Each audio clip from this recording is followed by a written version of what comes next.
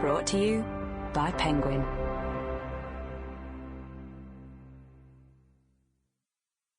The Truth Must Dazzle Gradually by Helen Cullen. Read by Gerry O'Brien. Part 1. Chapter 1. Queen Maeve.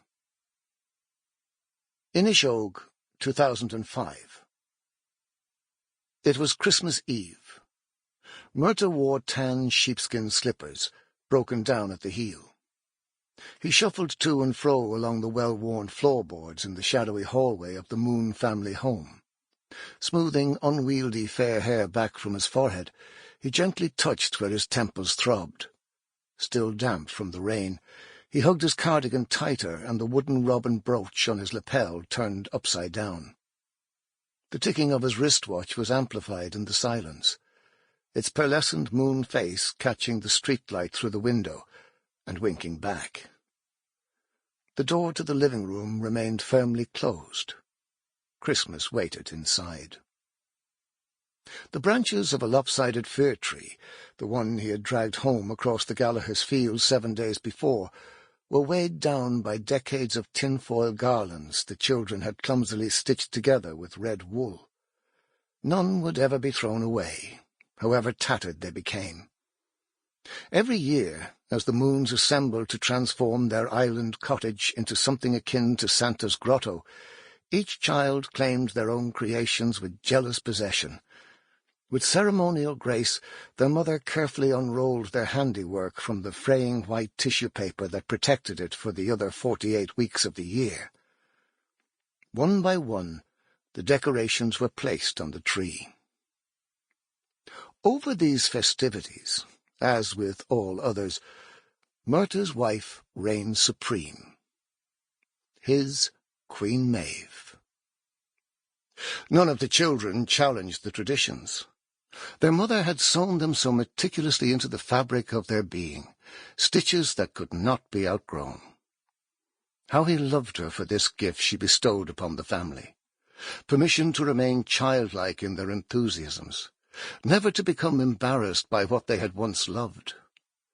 "You never have to lose anything or anyone," she often said, "if you just change the way you look at them."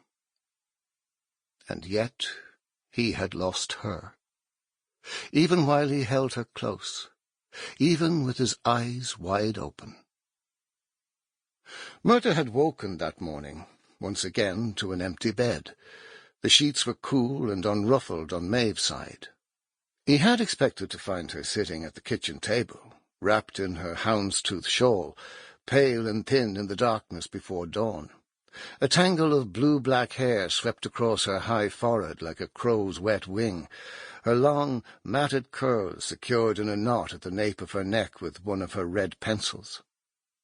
He had anticipated how she would start when he appeared in the doorway, how he would ignore, as he always did, the few moments it would take for her dove-grey eyes to turn their focus outward, for the ghost to leave her in his presence. The kettle would hiss and spit on the stove as he stood behind her wicker chair and rubbed warmth back into her arms, his voice jolly as he gently scolded her for lack of sleep and feigned nonchalance as to its cause. But Maeve wasn't sitting at the kitchen table, nor was she meditating on the stone step of the back door drinking milk straight from the glass bottle it was delivered in. She wasn't dozing on the living-room sofa, the television on but silent, an empty crystal tumbler tucked inside the pocket of her peacock-blue silk dressing-gown, the one on which she had painstakingly embroidered a murmuration of starlings in the finest silver thread.